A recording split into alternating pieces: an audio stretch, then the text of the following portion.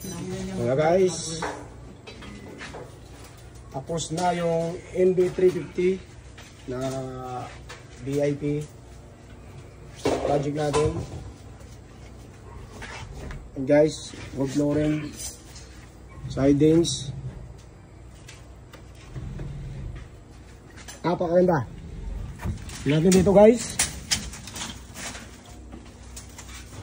yan yung engine bay cover na free lang natin yan kapag nagpagawa ka ng seat cover guys.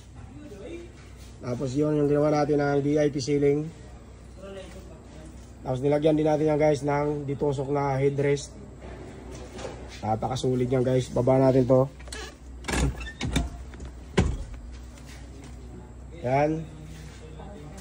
Jump seat. Yan guys. Yung harap. Naka VIP ceiling din yan guys.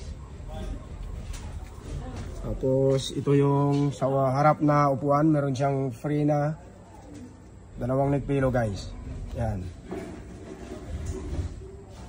Napakasulit yan guys. Yan.